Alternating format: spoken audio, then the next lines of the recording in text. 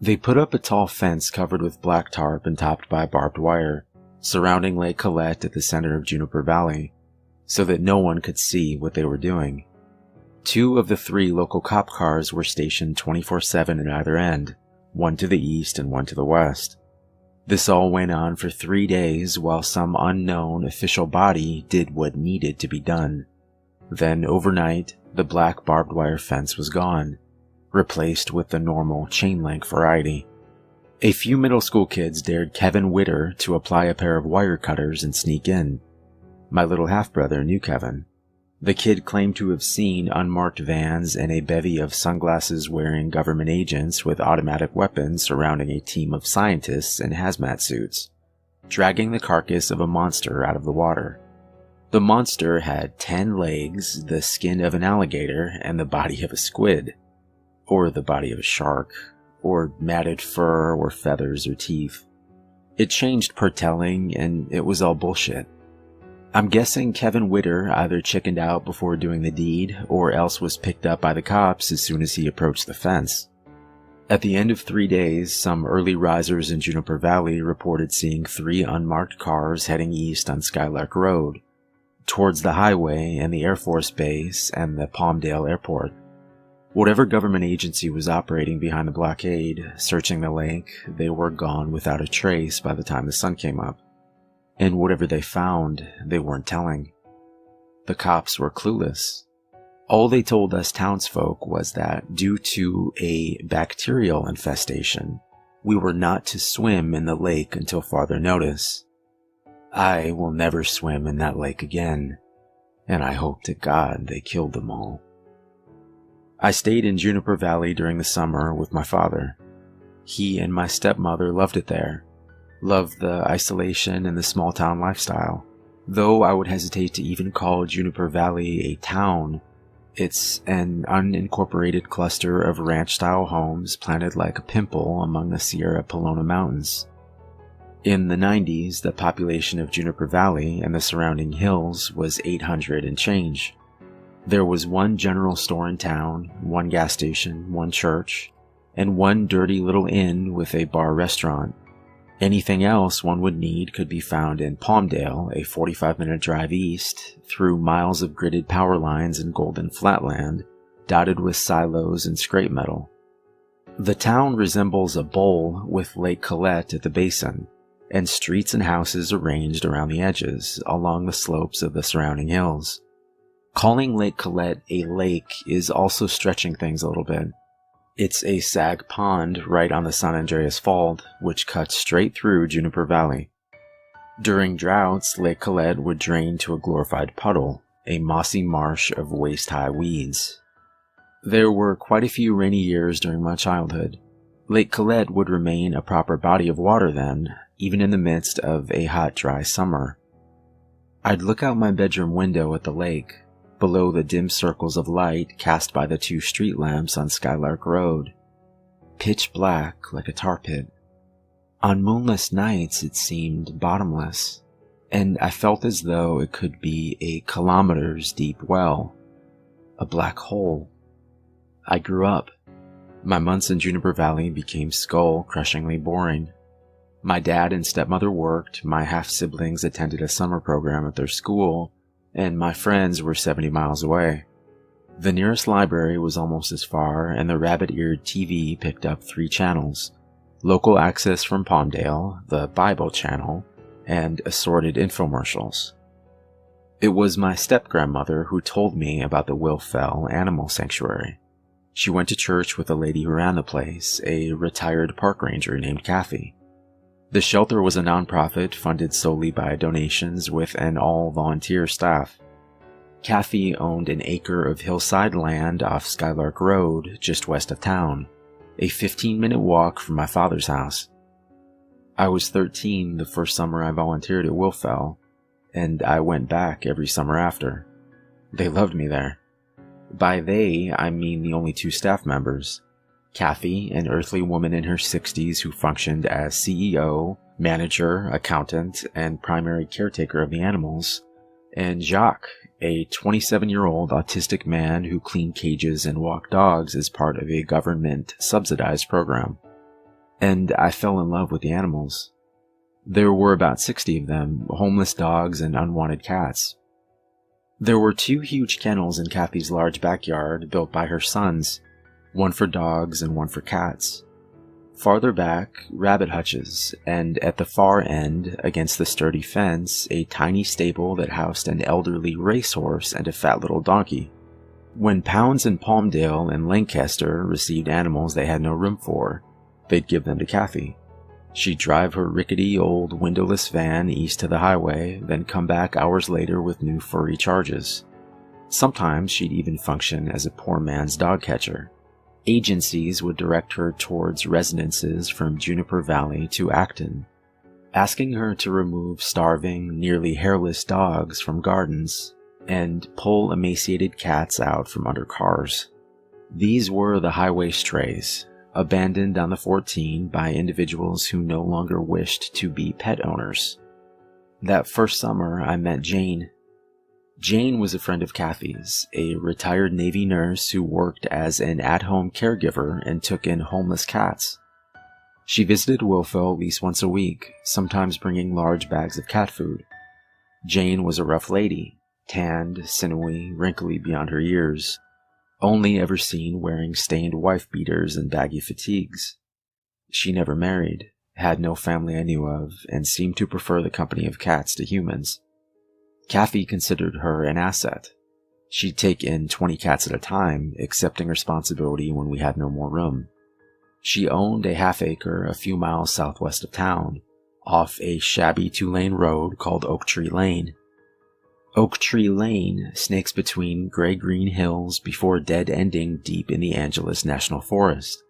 Rusting mailboxes stick out of the ground like flags at the head of dirt roads, leading to remote ranches and groves and campgrounds.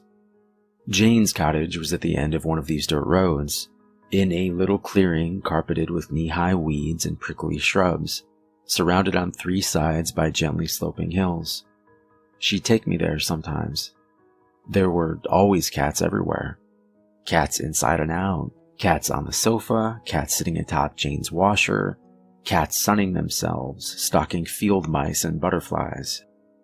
I'd spend hours at Jane's house with her cats, helping her clean up and clean litter boxes, cuddling kittens from the occasional litter. Jane liked me. Since she obviously felt little need for human companionship, I took this as the highest of compliments.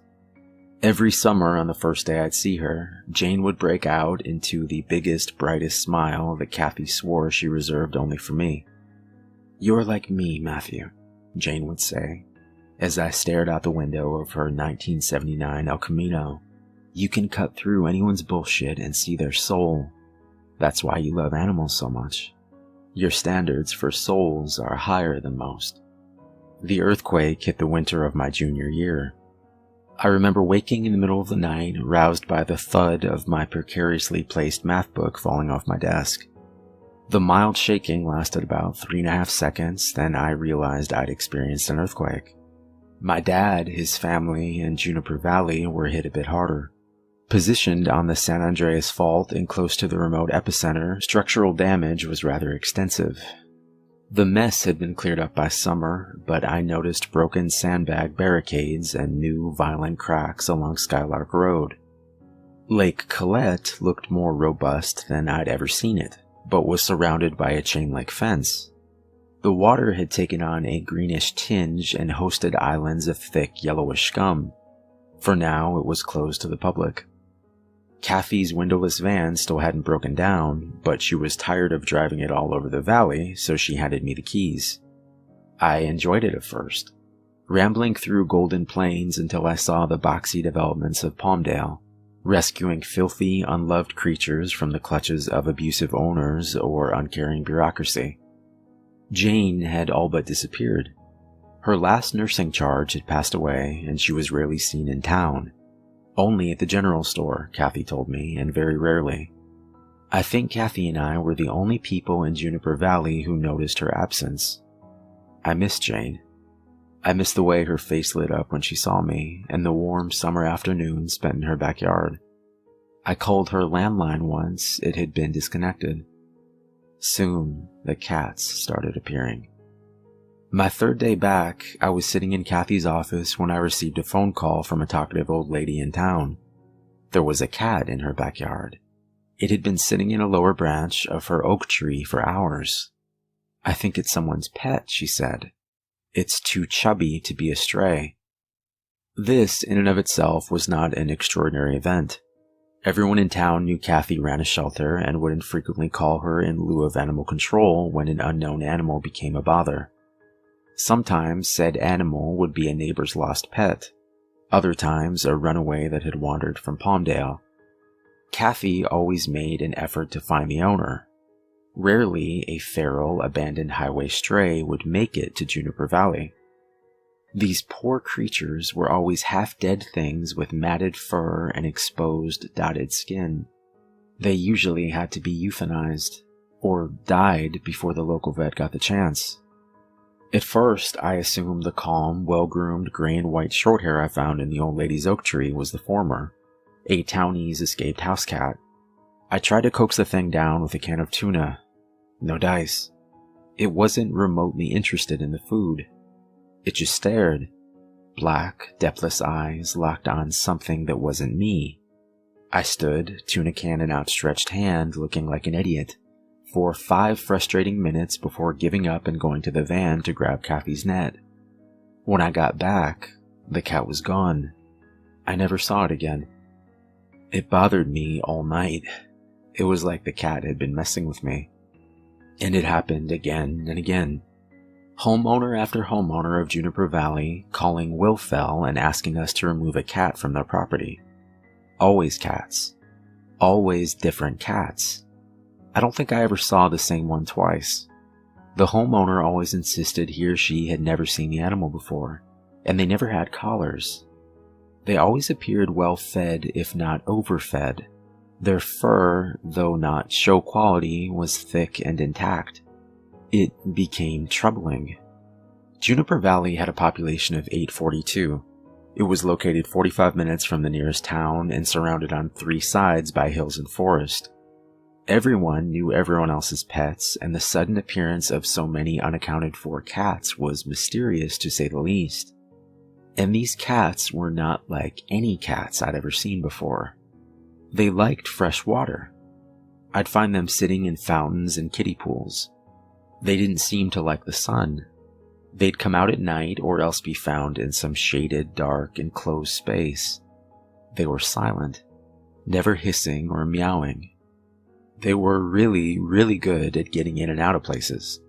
I found one curled up in the back of a lady's car. Though she admitted she'd left the door unlocked, the physical act of opening and closing the door should have been impossible for a creature with only paws at its disposal. They were smart. Supernaturally smart. At times, I fell under the disturbing impression the cat was taunting me. I'd be setting up some trap or extending the net. The cat would sit there, calm and cool, watching intently. There'd be a minute in which I'd have some semblance of hope I'd finally catch the thing this time, and then the cat would dart out of my grasp, or vanish the moment I turned my back. The weirdest part was, once or twice, the cat stopped before running off and looked at me. I could swear it was laughing. And they all shared the same icy, emotionless black eyes. I wished they didn't remind me so much of the empty eyes staring from the euthanized corpses I saw at Wilfell. Finally, I caught one. It was early July. I was quite pleased with my cunning. I bought one of those huge plastic storage tubs from the general store, filled it with water, stuck it in the back of the van, and waited for my feline quarry. A large pug-faced tabby this time. After an hour of hiding in the cab, the cat climbed down from the roof where I'd found it and into the waiting reservoir. I raced to the back, slammed the van doors, donned leather gloves, and prepared for a hissing, clawing fight. But surprisingly, the cat didn't struggle at all. It was fully submerged in the water, curled up on the bottom of the container like a rock. I picked it up, shoved it in a cage, dumped out the water, and drove. It wasn't until I was halfway to Wilfell that I noticed the smell. Once, my 9-year-old son dropped a fish stick in the back of my car and forgot about it. A humid summer week later, my car smelled just like that cat had. When we got there, the chubby cat put up about as much of a fight as it had in the van. I didn't hold it for long. Years of experience with scared animals taught me that the less time spent with claws inches from my face, the better. But the short span of time the cat was in my hands was enough to make me seriously uncomfortable. It was heavy and somehow doughy. My hands sunk into its flesh like silly putty. And it was cold. I left the cat in the quarantine cage in Kathy's office. We usually only use the cage for animals that were obviously ill, which the tabby was not. But there was just something wrong with this cat, like it shouldn't be mixed with others of its species. I gave it bowls of kibble and water, then sat down at the desk to fill out an application for a grant. Kathy was gone for the weekend visiting her sister in Bakersfield. Jacques was in the back cleaning out the pony stall. I couldn't concentrate, not with that cat there. I looked over my shoulder every other minute. Each time I'd see the same thing, the flat-faced tabby, sitting in its water bowl, staring at me. It never blinked. It never moved. It didn't even appear to breathe. The rotting, fishy odor filled the room. Finally, I cracked. I double-checked the latch on the cat's cage, locked the office door, and pretended to be busy feeding the dogs. I called the vet and asked if he could come by and take a look at the feline, but he said he wouldn't be able to for another week. The next morning, I found the office window wide open, the quarantine cage open, and the cat gone. I wasn't disappointed. Not long after that, everyone started talking about little Charlie Henderson. Charlie was 12 and had been skateboarding alone shortly before midnight in the parking lot by Lake Colette. The lake was still scum-covered and fenced off, and the occupants of the nearest homes had long since packed it in for the night. The way he told it, Charlie had been approached by a cat. He bent over to pet it, and the cat danced away, leading him to a grove of trees behind the lake. He followed the cat. Then, suddenly, he was attacked by a small army of cats. They jumped from the trees and emerged from the shadows, latching onto his clothing and limbs and dragging him towards a hole in the fence. If a lost car hadn't pulled into the parking lot and turned around, causing the cats to scatter and giving him time to run away, well, who knows what they'd have done with him. No one believed him, of course. Everyone assumed he'd been attacked by maybe one feral cat and his imagination had taken over. Because cats don't corner people and jump them. That takes organization and planning, intelligence not possessed by house pets. And his story got weird, too. He claimed one of the cats had stretched itself like silly putty and grew an opposable thumb. Then Jane came back. It was a cloudy afternoon, and I was taking advantage of the slight cool down to deep clean the dog kennel. Kathy was gone again, in Riverside watching her granddaughter play softball. I was busy scraping dried dog crap off the concrete when Jacques ran out to tell me there was a lady asking for me. I wiped off my hands and went inside to find Jane staring at me from Kathy's living room. Jane had never been obsessive about her appearance, but if I hadn't known her so well, I would have assumed the gaunt, trembling figure in a stained wife-beater was a homeless woman. Her hair was a frizzy, matted mess of gray. Her arms and chest were striped with lacerations of varying degrees of depth, in various stages of healing. And her eyes, which had once seemed to serve as a window to a rational, calculating mind, now allowed a glimpse into bloodshot insanity. "Jane," I said, "are you okay?" She didn't smile. "Do you have any?" she asked. I frowned. "Any what?" "Cats, Matthew," was the curt reply. "It's the cats. I need the cats. They've been wandering." I gave her what I hoped was a kind smile. "Okay, Jane, I can show you the cats. But Kathy said I'm not allowed to have any of them adopted without her around." That was a lie, but I wasn't about to pass Jane custody of a pet rock, let alone a living, breathing creature. She was obviously not in the physical, emotional, or mental state to care for anything, not even herself. I walked her out to the cat kennel. As expected, a small herd of dogs ran towards Jane to sniff her and beg for attention.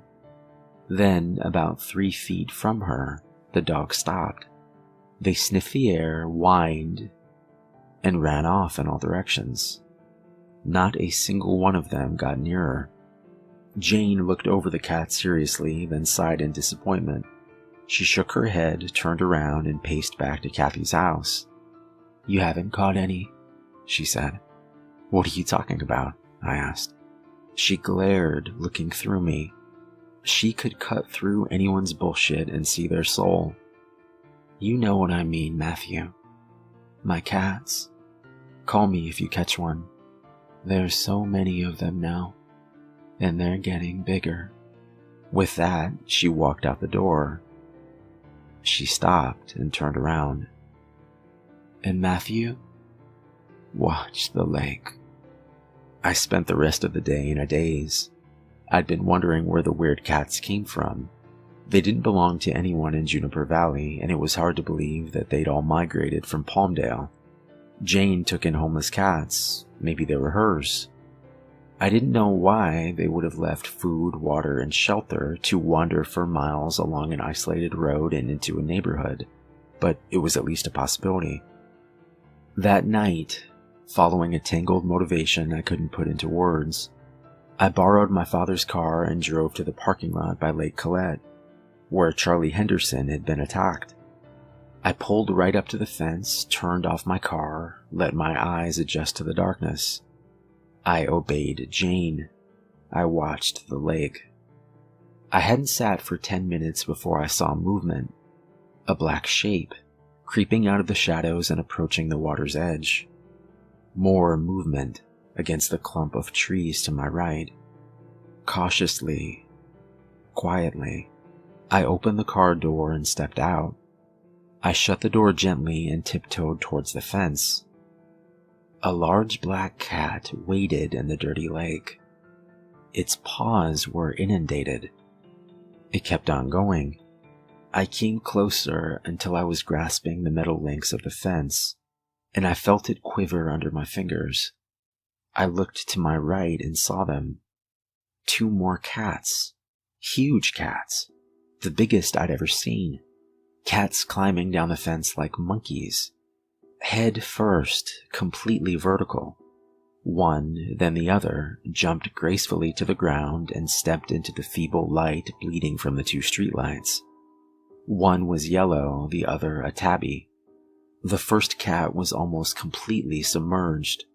With the lightest gurgle, it ducked under the scum-covered waterline into the black hole. The light wasn't good at all. It looked as though the second and third cats had flattened when they hit the ground, like Play-Doh thrown at a wall. And there was something about how they moved. They jiggled. Their legs bent the wrong way. Or maybe it was just the shitty lighting. Where was the black cat? It couldn't still be underwater. Ripples in the lake. Small islands of yellow scum shifted in gentle waves. I didn't feel a breeze. There was something else in there. A cadence of nerves was triggered in my brain, forgotten but immediately recognizable like a song. I was scared of Lake Colette, scared like I had been as a child, when the black water had seemed from my bedroom window a bottomless well. I ran to my car. I did a donut in the parking lot and sped home.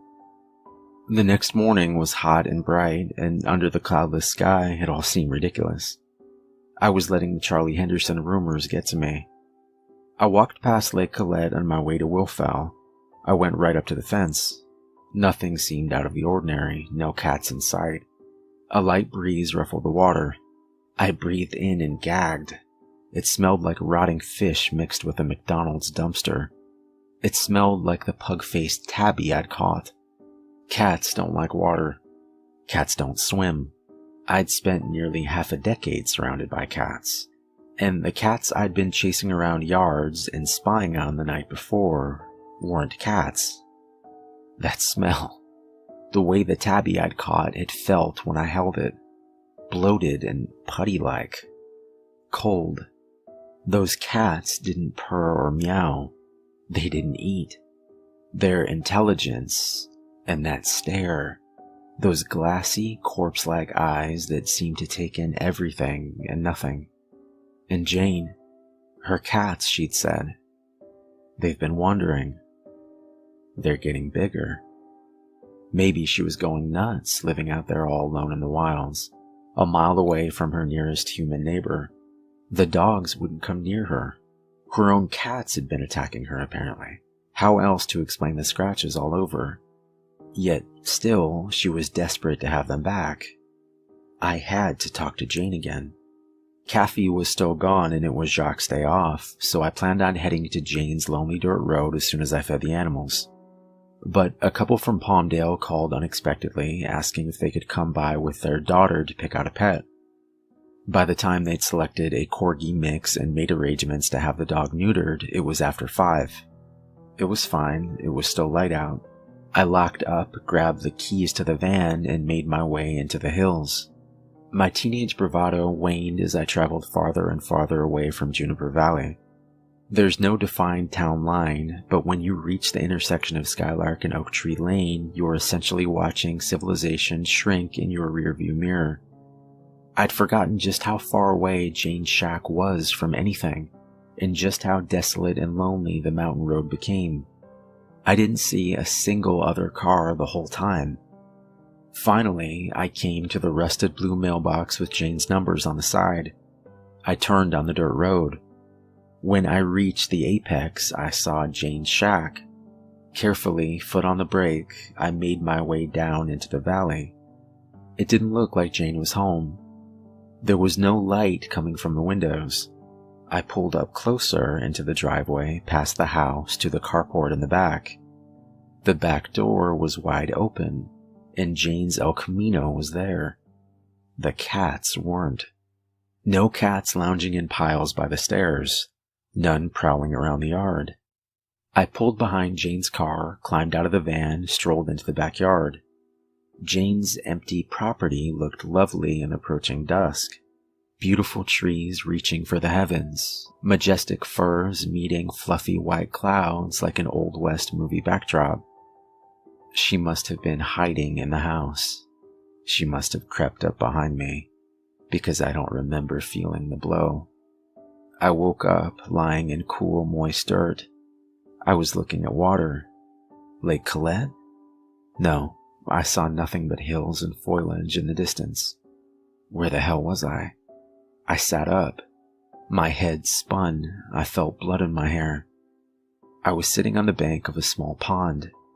The water was greenish and thick with algae, covered in thick yellow scum. I took a breath and lurched. The smell. Rotting fish. Rotting flesh. Fast food dumpster. Stronger than I'd ever smelled it before. The water moved. Something was emerging a few feet in front of me, swimming to shore. A black cat, paddling with uncomfortable, almost human strokes. I scrambled backwards away from the approaching creature. It reached land and pulled itself onto the bank. It stood up. The black cat's weight shifted. Its belly bulged, its lower legs swelled, became shorter and fatter. The effect was the same as squeezing a stress ball. Instead of a creature with a skeleton and tendons and muscles, I was being approached by a thing with the consistency of jelly wearing a furry suit. I screamed and stumbled to my feet. Then I felt icy fingers curl around my neck. I struggled and instinctively horse-kicked my unseen attacker. The hand loosened and I whirled around. I was face to face with Jane, but it wasn't Jane. Her face was round and flat, boneless. The wrinkles under her eyes had smoothed themselves out, and her nose bulged like a mushroom. And her eyes, The maniacal glint was gone from her eyes. So was the consciousness. So was the recognition. So was the vitality. Her pupils were so dilated her irises were no longer visible, and what had been white was now completely red. Her eyes didn't move. They were those of a corpse. Then something in the water grabbed my hand. Something cold and soft and rubber-like, slimy but very, very strong. It pulled me. It was pulling me into the water. Jane stood over me, smiling. She bent down, hands outstretched, pudgy, bloated hands attached to rope-like arms that jiggled and curled and changed shape. What happened next is a blur. I remember clawing, kicking, and screaming at the top of my lungs. And then I was running, stumbling, lungs burning, stinging, aching, cursing the spongy, weeded ground that gave under my feet. I pushed through dry shrubs and jumped over tree branches, praying I was going in a direction that would lead me to humanity, and that the crinkling of grass behind me was only my imagination. Then I was on top of the hill, looking down at Jane's shack. And then I was in Jane's yard. I saw the van and jumped in the driver's seat, silently thanking the guardian angel that distracted me so I'd left my keys in the ignition. I slammed the door. I looked up, out the windshield, and into the red and black empty eyes of the thing that had been Jane. It was smiling. She always reserved a special smile for me. I turned the key and gunned it. The van jerked violently. I slammed on the brakes, kicking up dirt like smoke. I felt a sticky moisture against my cheeks. I took a breath and barely managed to pull open the door before I projectile vomited. Even thinking about that acidic, rotting seafood stench induces a nauseous tickle in the back of my throat. I'd crushed Jane under the front right tire. She'd popped. The van still ran. I drove it straight to the police station. In the parking lot, I surveyed the damage. The front bumper was dented and a headlight was out. There was no blood. The mangled metal was splattered with glossy, opaque white goo. I was almost completely honest with the sleepy-eyed desk cop. I said that Jane tried to drown me in the hills behind her home, chased me to the van, and then I ran her over. But I left out the part where her body had taken on the properties of pasta and silly putty. The cop asked sarcastically if I'd been doing any drugs, but radioed a car to the site. Over the next week, I was questioned multiple times by the police. Their questions became increasingly bizarre, to the point where they were asking about toxic chemicals and lights in the sky, seriously, and whether I was or had ever been involved with a heavy metal band or a cult. This was the late 90s. I was chastised for driving down a lonely back road alone to approach a crazy woman, but I was never charged with a crime. The cops were cagey, but they'd found something. By the next morning, Oak Tree Lane was blocked off by the county sheriffs, and the inhabitants of the hills had been roughly evacuated with no explanation. Then came more sheriffs, then the unmarked cars, then the tall, black, barbed wire fence around Lake Colette. Jane's death was reported as a freak accident. I tried to forget. I holed up in my room watching happy movies on VHS until my mom came to take me back home. I went back to school. I threw myself into studying and applying for college. When I needed to, I snuck my mom's sleeping pills. Eventually, however, curiosity overwhelmed my fear. I wanted answers, so I elected to spend the following summer, my last before college, in Juniper Valley with my father. Will Fell was no more. Kathy had left the animals with a larger no-kill shelter in Acton, retired and moved to Riverside. There was a large for sale sign in front of what had once been her home, and it had been a dry winter. The chain-link fence, broken and bent, still surrounded Lake Colette, but the lake was little more than a puddle. I got a job waiting tables at a bar restaurant. I spent my nights serving burgers to bored townies. trying to strike up conversations about the strange events of the previous summer, the shadowy agents, the fence, the crazy cat lady. I was offered nothing but rumors, speculation, and good old-fashioned lies. Finally, I met a man named Aaron. He was in his 20s, chubby, and socially awkward. He worked as a counselor at a camp for disabled children.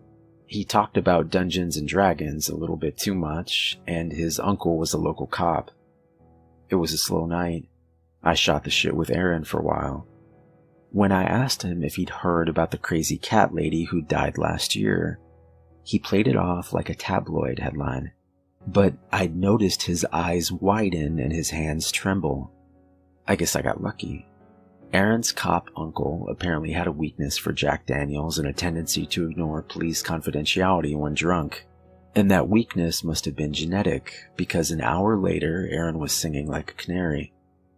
The night Jane had tried to kill me, 2 cops had been dispatched to her home off Oak Tree Lane, expecting to find an empty bottle of Everclear and a discarded bag of shrooms. Instead, they found what had been Jane. Pieces of her were scattered across the ground like debris. They radioed for backup, and a small posse spent the remainder of the night on a scavenger hunt for vital organs. They found skin. Plenty of skin. The piece that once covered her back was folded in a torn white tank top. Her bones and organs seemed strangely melted, as though pulled from a vat of acid, or digested. It was like, one officer had said, Jane had been skinned from the inside, then filled with acidic goo like a water balloon. Everything was coated in a white, translucent jelly substance. The officers had taken a sample to be tested, but by the next morning it had evaporated into a powdery white stain. The big guns were called in. Sheriffs, agents from multiple government divisions, he couldn't say who exactly. The local cops had been pushed out of the investigation by that point. He had heard that upon searching Jane's property, they found an axe, multiple firearms, boxes of ammo, and 10 cat skins buried 1.5 feet deep in the backyard, mostly with their heads detached, and all coated in the familiar white powder. They scoured the hills behind Jane's property, and they found the pond.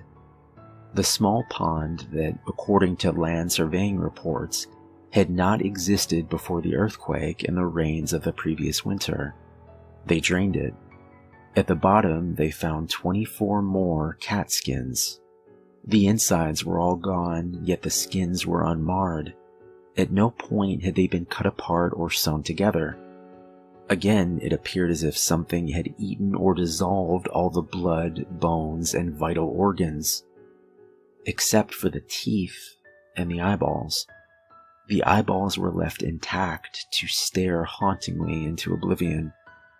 After the discovery, they dragged Lake Colette as well. Aaron didn't know what they'd found there. The citizens of Juniper Valley were urged to stay away. It's been nearly 20 years. I'm a veterinarian now. I've done some digging, spent hours in quarters of the internet where I've seen things I can't unsee, and made some new friends. But I still don't have answers. I don't know what changed Jane's cats that summer. Were they infected? Possessed? I think it was something in the water.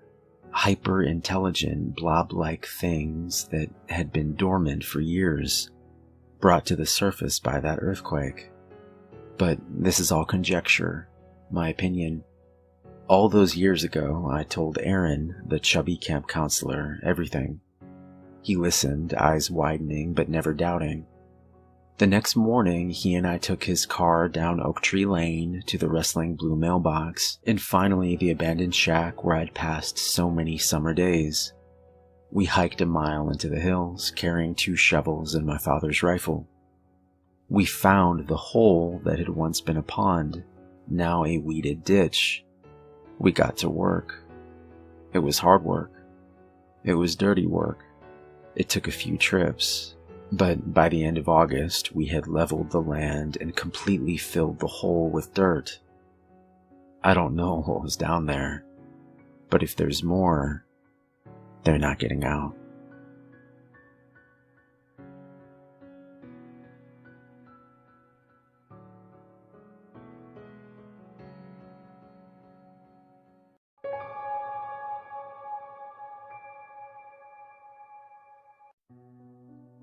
My name is Eric Williams, and I work as a political reporter in Washington, D.C. I cover Congress, the president, and whatever happens to be the trending topic of the day. I have a couple of sources that I trust and a few that I don't. But as luck would have it, I have found that my most important source of reliable information turns out to be my dog, Applejacks. Let me back up a little. About 3 years ago, I was heading out of my apartment building to do a follow-up on a story, when I heard a rustling in the hedges that flank the wide stone steps by the entry. I figured that it must be the raccoon who had been getting into the dumpster, and I gave it no more thought. On my return trip at around 11 p.m., I was halfway up the stairs when I heard a low whine coming from the bushes. So I backed up and peered into the dark undergrowth till I spotted the reflection of 2 eyes looking back at me. They were a good 3 feet up from the ground, so I started to back up when I heard the unmistakable low thumping of a slowly wagging tail. "Hey there," I said in a calming voice. I moved back and sat down quietly on the bottom step. "You hungry, bud?" Unzipping my backpack, I fished around at the bottom, but all I could find was an energy drink and an old single-serving pack of cereal, Applejacks. I opened it and set it down on the step next to me. It took a few minutes, but then he slowly stepped out of the bushes and made his way cautiously towards the food. He was big, but I could tell he was less than a year old. He was rail thin and looked like he hadn't eaten in a while. Keeping one eye on me, he gingerly sniffed the Applejacks. Then hunger must have overtaken him and he wolfed down the cereal. He flipped the bag over with his nose, checking to make sure he hadn't missed any. Then he looked up at me. I let him sniff my hand and then slowly gave him a scratch behind the ears. Tail wagging, he climbed onto the same step that I was on. Then he sat down, leaning against me. And that was it. We've been together ever since. I looked online, checked the papers and the local bulletin boards for a few weeks to see if anyone was looking for him. After a while, I stopped checking. Soon, we settled into a routine. I took him out in the morning, then he slept for most of the day. In the evening, we went for a long walk in the park. The park we visit is sort of a dividing line between the very rich section of town and the slightly run-down section where my apartment is located. It's a huge park that goes on for miles, with a small river running along the length of it. There is plenty of room for him to chase a ball or run around with other dogs, but it quickly became apparent to me that Jax didn't like the company of other dogs. He wasn't aggressive, he just completely ignored them. They would approach him, tail wagging, wanting to play, but he kept his eyes on me. Along the river there were several old stone bridges and he loved to run down them, 1,000,000 miles an hour, race across, then turn around and run back to me. This ritual would be repeated at every bridge. I would stand there laughing, urgently calling him back, as if it was a life and death situation. Sometimes he was a little late with the brakes and he would plow into me, landing us both on the ground. Then, one particular Tuesday evening at the park, he crossed the bridge and stopped on the far side. He stood there looking into the woods. He glanced back as if to tell me something. Then he headed straight for the woods. I called, but he kept going. By the time I made it across the bridge, all I could see in the distance was a man kneeling over something on the ground. So I ran. "What happened?" I called out. As I approached, I saw the man had tears in his eyes. There was a golden retriever on the ground in front of him, and Jax was laying with his head on top of the dog's chest. Did he hurt your dog? I asked. No, the man said. I think he saved him. My dog was having a seizure. They're usually quick to stop if I can calm him down, but this time it wouldn't stop. Not until your dog came and laid down next to him. It seemed to calm him. Will you be able to get him home? I asked. Yes, I'll carry him. We live just over there. He pointed at a large house up on the hill. Well, I better get him home. Thank you. About a week later, the man with the golden retriever spotted us at the park. He waved and walked over with his dog. It turns out he was looking for us. It turns out his name was Gregory Williams. It turns out he was just elected to the House of Representatives. I am buying Jax a triple cheeseburger on the way home. Maybe two. Since then, Gregory and I met at the park every Tuesday, and we've become good friends. The dogs play together while we talk, and once in a while, he'll give me a heads up on a story. I'm always careful to keep his name out of it. Months went by, and the first Tuesday in December rolled around. We met at the park as usual.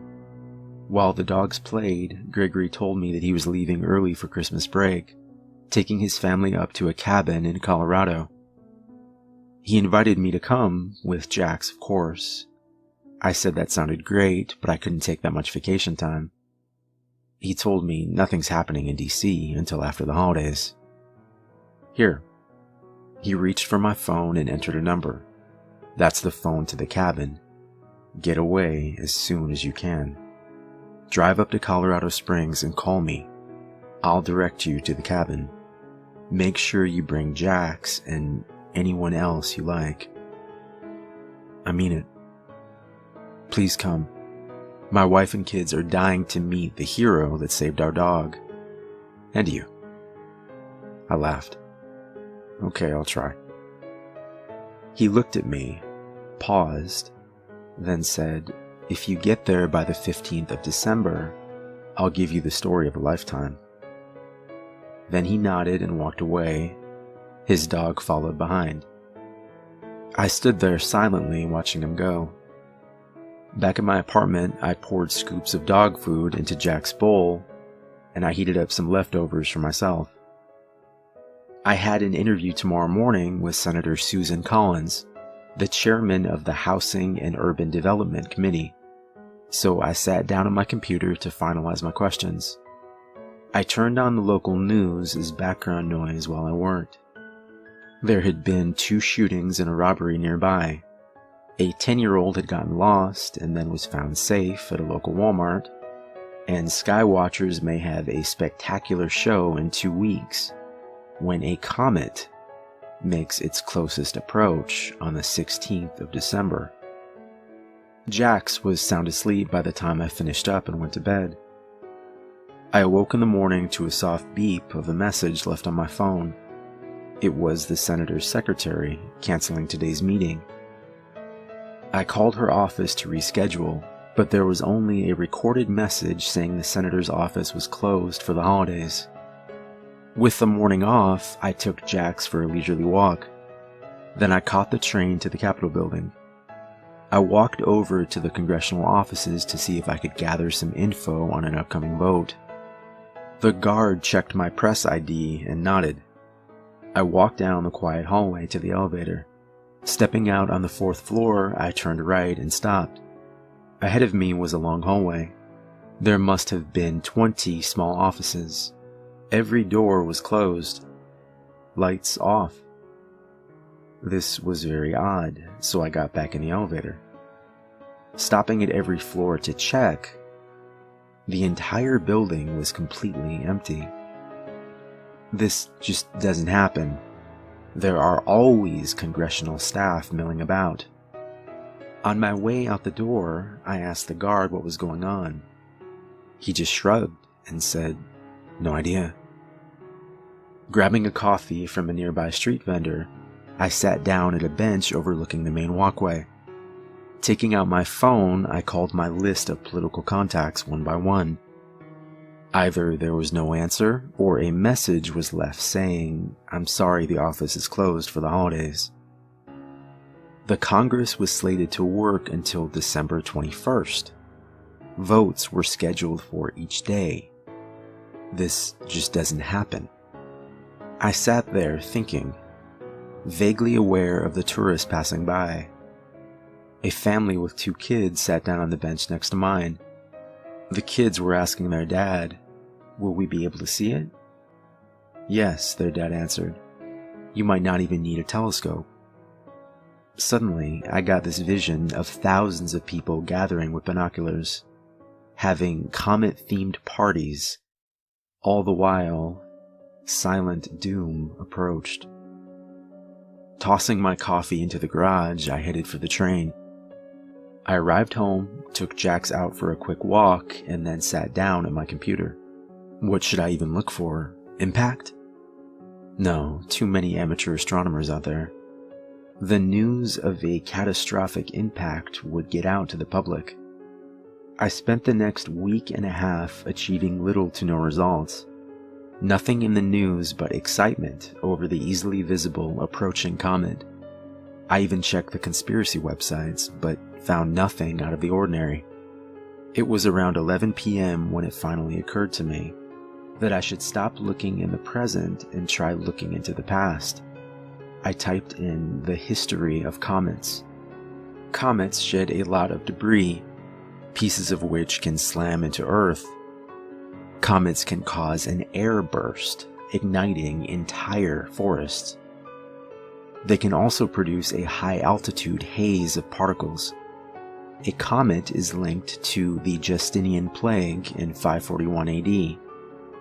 It was the first recorded instance of the Black Plague in Europe, when cities struggled to clear the streets of the dead. There was the Comet of the Black Death in 1347. During the winter of 1664, a bright comet was seen in the London sky. The Great Plague ravaged England for the next 2 years. I stopped reading, and I realized that if something was coming, Washington was the last place I wanted to be. It was midnight, the early morning of December 15th.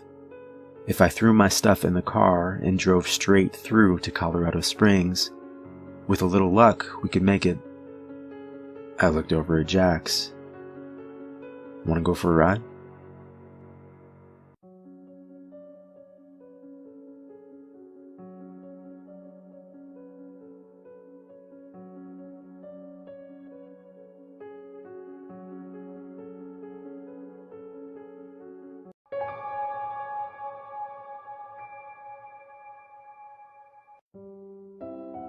After uploading a number of horror stories to various places around the internet, I was overwhelmed by the sheer volume of supportive emails and messages I received. It spurred me on to write more, to take my ambition seriously, and to commit an increasing amount of my time to the pursuit of becoming a published author. Little did I know that this newfound acknowledgement of my writing would lead to a series of horrific and abhorrent events. For over a year, I received numerous messages and emails, most very positive and enjoyable.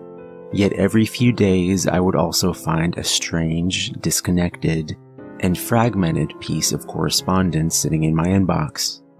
Each email would consist of one random word as a subject heading, with the message itself comprised of a single phrase, normally only 2 words long. The email address would change each time, but it was clear from the nature of the content that the author was the same. At first, I dismissed them as the idle product of a bored lurker on the internet, attempting to amuse themselves with the thought of myself reading garbled, puzzling, yet worryingly cryptic messages. As the days wore on, however, and the emails became gradually more twisted and prophetic, I began to suspect that they were of a far more sinister origin. I had posted and contributed to many websites and forums over the years, and it was not unusual to wake up each morning to 20 or 30 new emails in my inbox. I often spent my lunch break answering them, and I genuinely enjoyed the correspondence.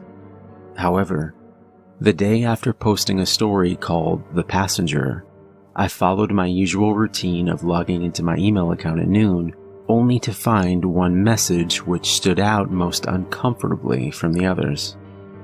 The subject heading was "Suffer," and the email itself contained just 2 words: "Baby cries."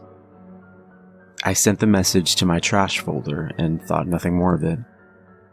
It had been a long day, and as I had been writing from dawn to dusk, I was tiring rapidly, feeling suitably ready for a good, long overdue sleep. It was around 11:30 p.m., just as I started to drift into a dream, that I heard a noise. It was not out of place, nor did it cause any real concern to me, coming as it did from my neighbor's house through the wall. It was the type of common sound any resident is familiar with. I smirked to myself, thinking baby cries, and drifted back to sleep, sure that the child's mother or father would soon be there to comfort it, as they always were. I woke again, glancing at my mobile phone, which cast an unearthly green glow around the room. Seeing that it was after 3 in the morning, I became agitated, knowing that I had a long day ahead of me. Rest does not come easily on those nights when we know we must rise early. The mere thought of the necessity of a good night's sleep before the next day's work precludes any notion of sleep itself. Lying there, I listened in the darkness to the infant next door, breaking its heart, inconsolable and distraught.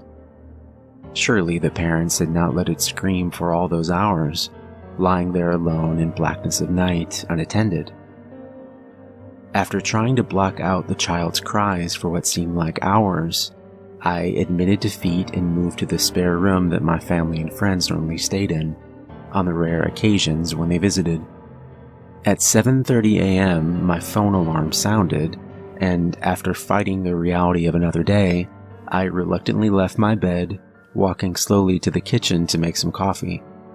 From the window, I looked out onto the street below.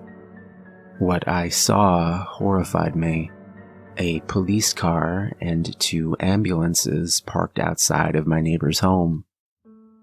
Even through my groggy, pre-caffeinated mind, the memory of that helpless child crawling in the night sprung to the fore. Immediately, I stopped what I was doing, threw on some clothes, and ran outside. I was not the only person watching, as the usual nosy residents stood at their doors, with some even out on the street, still wearing their dressing gowns, idly gossiping, whipping up any number of scandalous rumors. Asking several onlookers what had happened, I was told a variety of accounts, from a child being abducted to someone having a seizure during the night. A hush fell over the street as my neighbor's front door finally opened, slowly. 3 police officers exited the house somberly, as a collective gasp seeped out from the mouths of the crowd of onlookers. Quickly behind, 2 men in sterile white clothing carried a stretcher, and on it a body bag containing the now deceased remains of one of my former neighbors. A few cries rang out from across the street. Those who knew them wept, while those who did not gossiped. Then another silence, followed by another stretcher and another body bag. This time no one uttered a sound. The street was void of noise. A tangible tension spread through the air, a hanging sense of dread as all of us waited, hoping beyond hope for no more death. Heartbreak. The last stretcher, supporting a small and insignificant shroud, was carried out solemnly into the morning air and placed carefully into the back of an ambulance. Tears were wept, and answers were demanded from the police. But I could not cope with the sight. I could not bear it. The sound of that poor infant screaming through the night, screaming for its very life, rang out in my ears. The sound of a child, now forever silenced. The memory was deafening. How was I supposed to know? The child had cried before, as many do. I didn't know. I didn't know. I walked, dazed, back through my garden and into the now hollow sanctuary of my house. I'm not ashamed to say that I cried. Cried knowing that maybe if I had just paid attention or shown more concern than simply getting to sleep, that if I had noticed something was amiss, I could have called the police and then perhaps they would still be alive.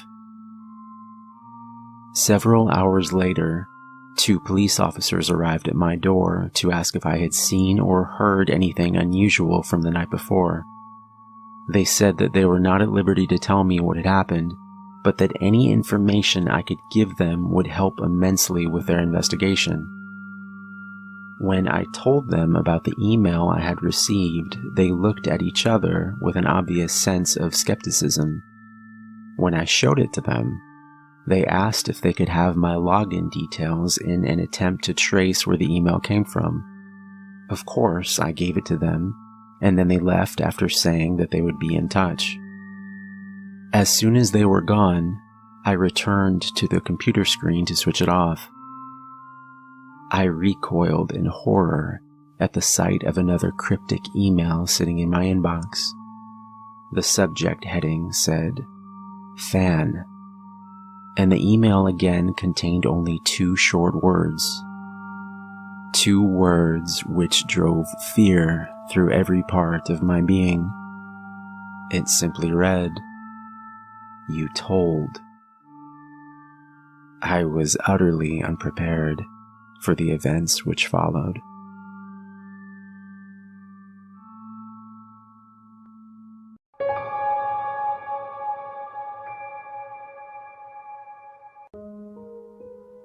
Grandpa was 97 years old when he passed away. He lived far from where his 3 children had settled. Grandma died when I was a small child, and he ended up remarrying another woman a few years later, who demanded that he move out west so that she could be nearer to her sons. She was a piece of work, was Grandma Hester. We all wondered how Grandpa could stand her. It turns out that perhaps he couldn't. We're not precisely sure when he developed dementia, but it was probably years before we noticed it. He'd tell us about people he was speaking to or visiting with, or a trip he'd taken. Years later, after we learned he was suffering from dementia, we'd learned that conversation, that trip or visit never actually happened. For all we really knew, any story he told us from the last decade could be a false memory. We would have no way of knowing. Hester rarely communicated with us herself. Probably our first clue that Grandpa wasn't himself anymore happened a few weeks after he came back east to live with my parents. Most of my family had settled in one area. My wife and I lived in the south end of our city, as did one set of cousins. But my father and his 2 sisters all lived in the north, within driving distance of each other. A few of my aunt's children had moved out of town, and my brother had as well, but there were still enough of us for Grandpa to visit with. We would often have gatherings at my parents' house, where Grandpa would either hold court with some story, or just go to sleep. One afternoon, my daughter Brienne, who was in her late teens at the time, came in from playing with my cousin's kids and sat down at the table, where Grandpa had been napping. He suddenly woke and smiled at her. "Well, hello, Claudia," he said brightly. Claudia was my aunt, Dad's youngest sister. "I'm Brienne, Grandpa," said my daughter. "No," said Grandpa, almost sounding offended. "You're my daughter, Claudia." Later that same month, he told my aunts and uncles the story of how he came out east after living with Hester got to be too much. "I prayed to the Lord," said Grandpa, "and the next thing I knew, Martin was here." Martin was my father. I remembered him driving out to the tiny cold house on a hill in Colorado to get Grandpa. He had not come due to any divine intervention. He had come because Grandpa called him in the night and pleaded with him to come get him. We all loved Grandpa, but caring for him was not easy. For one thing, Grandpa had gotten it into his head that he was a young, single man with many years ahead of him, and the only thing missing was a young woman at his side. If he spoke for any length of time with a younger woman, he became convinced that she was in love with him and that perhaps she should be his new bride. Hester was even still alive at this point. He had forgotten her utterly. The women he made advances on included my mother, 2 of my cousins, and my own wife. Thankfully, he couldn't do much more than talk, so it was just a matter of politely changing the subject. But it got worse when he decided he could do things like take walks on his own or try to drive my father's car. Dad and Mom didn't let him go on walks by himself, but that didn't mean he didn't sneak away sometimes when Dad was away and Mom was in the basement. He had to use a walker to get around and simply couldn't do stairs, but refused to admit this to anyone, including himself. This led to a lot of falls. He would also get confused as to where he was or where he lived.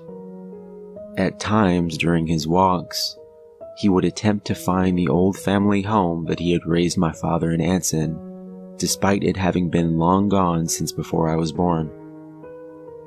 Dad picked him up from a police station where he had been taken after some patrol officers saw him wandering around, clearly lost. The time he tried to drive my dad's car was after that. He decided that the reason he had gotten lost is because he had had to walk. He managed to get the emergency brake off and rolled right down the fairly steep incline outside my parents' house, crashing into a fence. The damage was minimal, but after that incident, my parents realized he needed to be in a full-time care facility. It got worse after that. My father visited him 3 times a week. I have no idea how often my aunts went or if they even did. I tended to only go when there was a family gathering, and increasingly I began to realize that he had no clue who I was. He'd smile and greet me as though I was someone he had just met. He'd tell me about his children, describing them as little kids, and even go as far to invent a friend who was looking after them while he was in his home with all these old people. Grandpa was 93 at the time. He was much older than many of the others who lived there. But somehow they were the old people. He was not. When I say things got worse, I mean he changed. The false memories, the refusal to acknowledge that he was elderly, the attempts to chat up ladies and inability to remember that his children were grown, and that he had grandchildren and great-grandchildren. But he had never been violent before. That changed one night, when Dad was called to come to the facility quickly. Grandpa had wandered into the wrong room and had come out screaming, raising his walker up in the air and slamming it into the ground. He even took a few swings at people who tried to calm him down. He began accusing the staff of stealing his things. He was bellowing as loud as he could, "Give them back! Give them back!" I wasn't there for it, and I still have a hard time picturing it. Grandpa barely raised his voice above normal volume during the last decade of his life. When Dad got there, they had gotten him into his room, and he was somewhat appeased. Somewhat. He had a can of Ensure and a tube sock and almost hit my father in the head with it when he came in. He apologized. Dad was one of the few people he always recognized, and said he had been waiting for the thief to come back. "A man who'd steal from me would just as soon kill me," he explained. The incher in a sock was his weapon to fend off the thief. Later that night, he told Dad about how much it had scared Florence. He hated that she'd had to go through that. Florence was my grandmother, the one who died when I was 6. He finished by saying that Florence had gone somewhere, and when he went looking for her, they told me she was dead. One day, they're gonna come looking for me, and they're gonna find me dead. That was a jolt to my father. Grandpa had never, at any point before that, acknowledged his mortality, his advanced age, or the fact that he'd probably no more than a handful of years left, at best. Aging and death was something that happened to other people. But here he was, accepting that death was near. That wasn't the last night he mentioned the thief. He even gave the thief a name. Charlie Rosen. It was strange that he would invent a whole person, name included. He didn't even name the friend who was looking after his kids. In fact, that person ceased to exist. Charlie Rosen had stolen his kids, had killed Florence, had come to his home in Colorado and routinely taunted him, beat him, and he had even declared that Hester had been sleeping with him. He remembered her now, and was certain that she and Charlie were ganging up on him to make his life a living hell. In the last 6 months of his life, he would become increasingly agitated. Dad could not have a single visit wherein Grandpa would not mention Charlie, and then the violence started up again. In one visit, Grandpa accused Dad of being Charlie and attacked him. After that, Dad's visits dropped to once a week, and he didn't stay long. Once, I went with him. It was the last time I saw my grandfather alive, and I will never forget it. Charlie was here again today. Grandpa told us as soon as we arrived. He told me I couldn't leave this room anymore. He's trapped me here. Dad, this is where you live, my father tried to explain. See, here's a picture of Mom. Why would Charlie let you keep that? He killed your mother, you know, said Grandpa. Murdered her in her sleep. Mother had an aneurysm, said Dad. You and I decided together to unplug the machine. She died in her sleep, but no one killed her. No. It was Charlie. Grandpa's voice was not agitated. It was solid, like he knew for a fact what he was saying. He poisoned her, made something go wrong in her head. I didn't know it then, but I realized it later, after he introduced me to Hester, conned me into marrying her. He's my personal demon, that Charlie. Dad finally had enough. There is no Charlie, he said, nearly shouting. You aren't supposed to correct people who have dementia. It just confuses them more and makes them upset. But my father forgot this in that moment.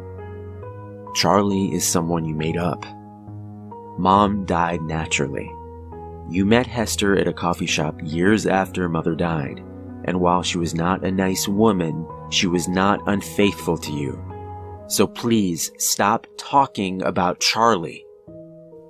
Dear Lord in heaven, said Grandpa. He got to you. He told you to say those things. You're a part of it too. Grandpa, I said, why don't we start a game of checkers? Usually he loved checkers. I don't want to play any fucking checkers, screamed Grandpa. I couldn't have been more surprised if he'd hit me. Grandpa had never used profanity in his life. Bywords, he had called them, were only used by bad men as far as he was concerned. Not with you, not with him. Charlie Rosen's pet demons. He comes to me every day. He talks to me about Florence. He taunts me. He reads my mind and he takes thoughts away and puts in new ones. Worse ones. He tells me about how he rapes my little ones. How he and Hester keep them half-starved and chained in their basement. I can't stop him. He will go inside my mind. He's controlling me. We left after that, without saying goodbye. Driving home, I almost wanted to cry. This kind, loving man was ending his days as a raving, violent lunatic. It wasn't right. It wasn't fair. What kind of monster was this Charlie? That thought stopped me cold. For an instant, I had accepted that Charlie was real. Giving my head a shake, I resolved to think about something else. But an image of Charlie had been forming in my mind.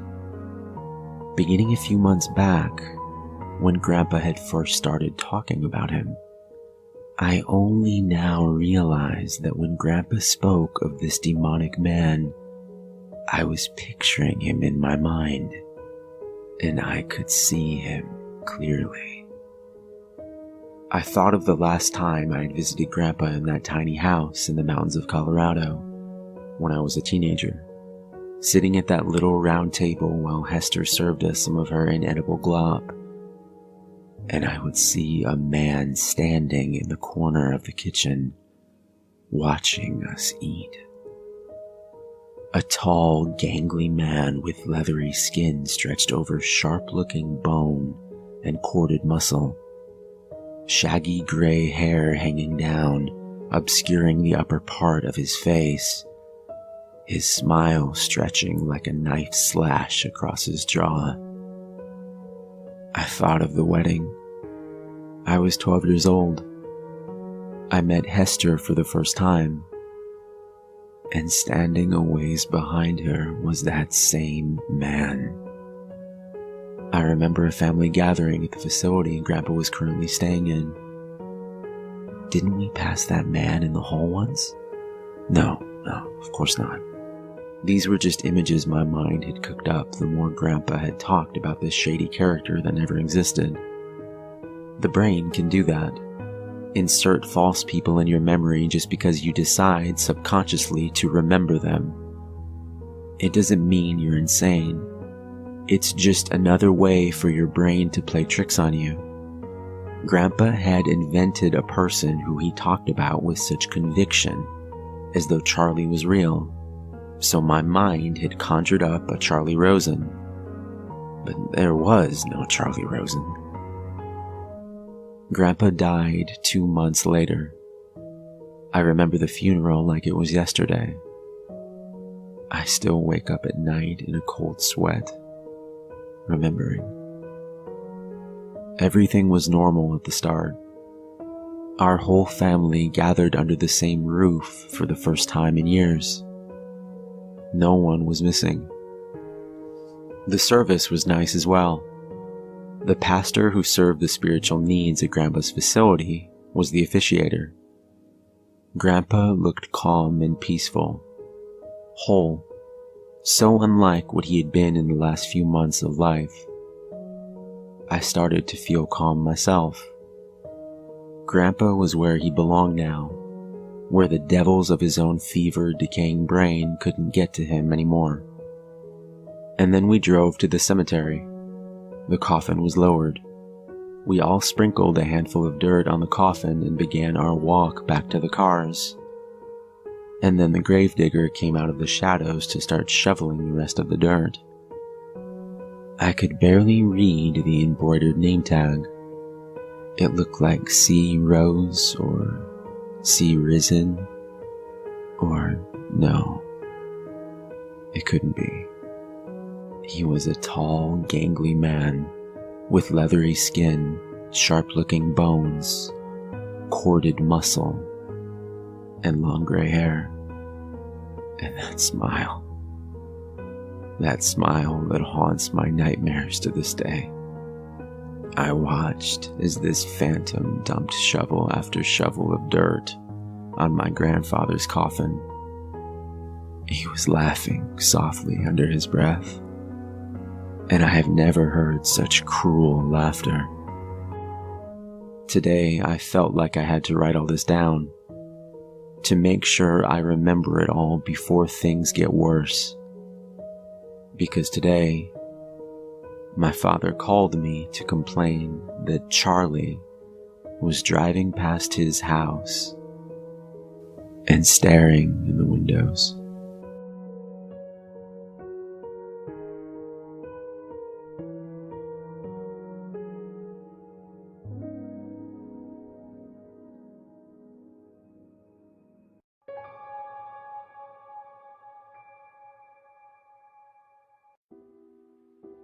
My aunt was a con artist, and she learned from the best, her father.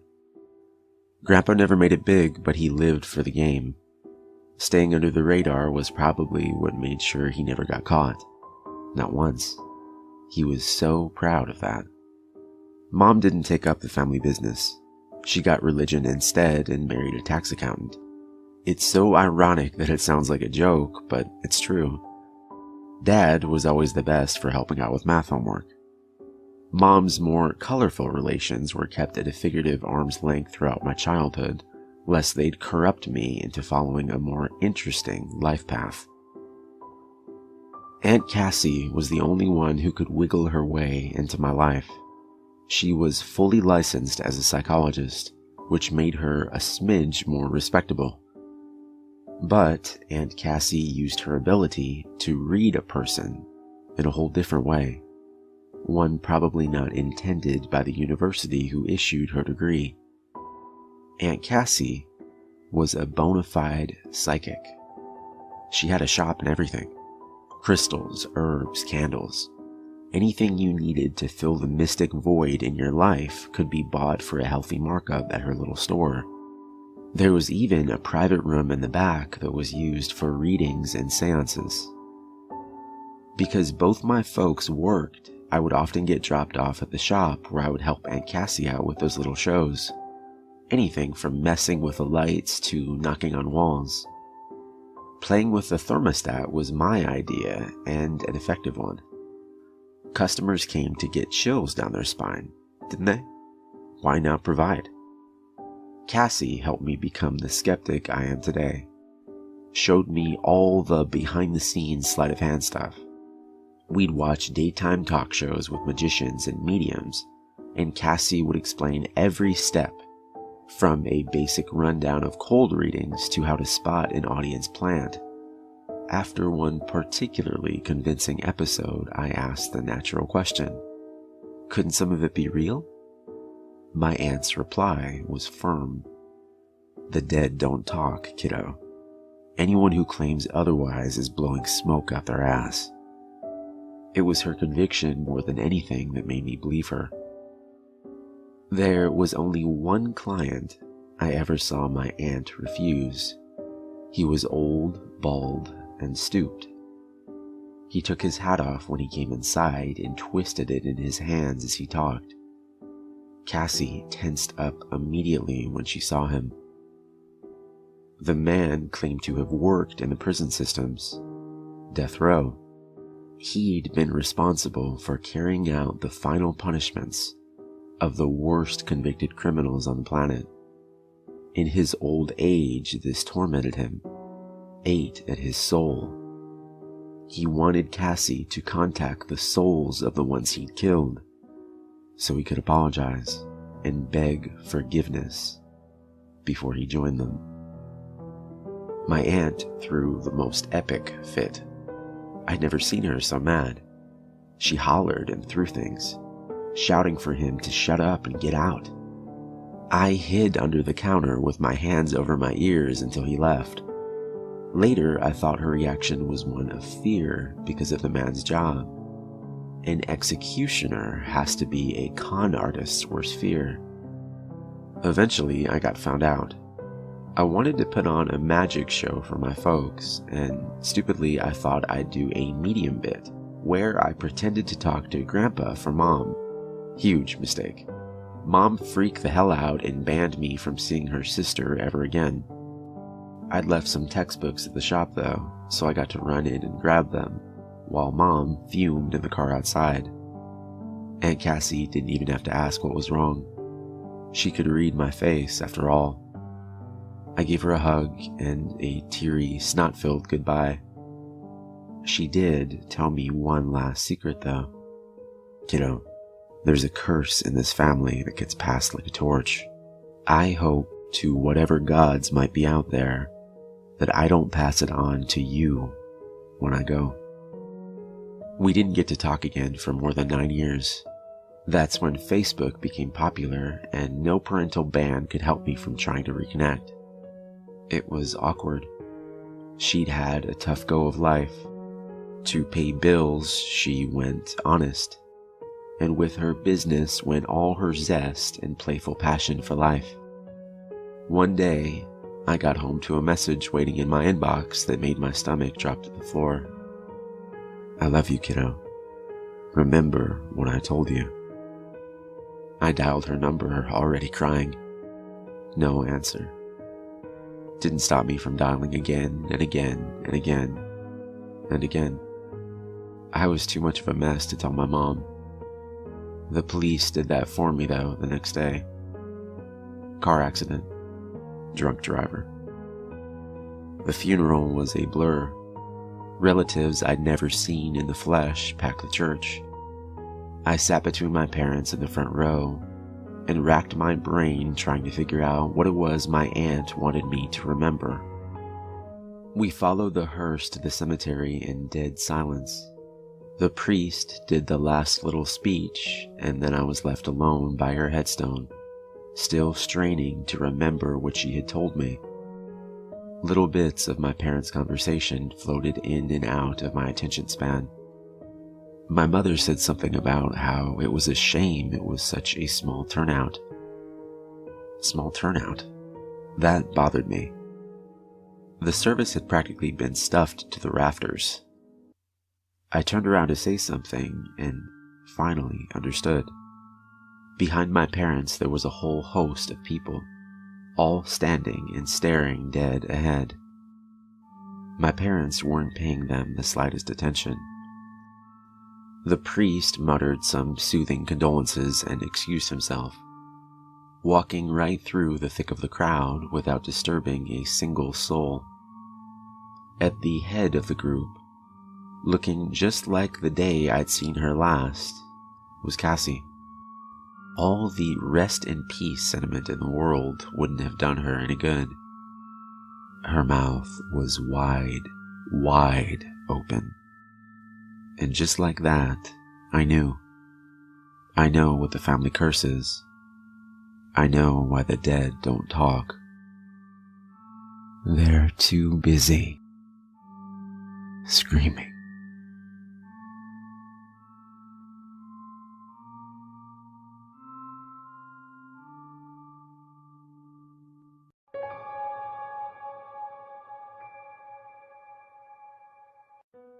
Ever wondered if things can just be born evil?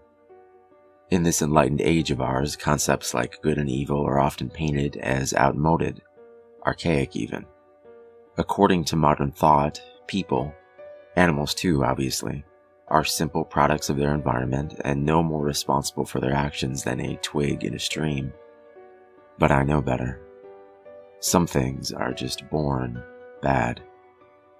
About 10 years ago, we had a German Shepherd named Duchess that had a litter of puppies, 7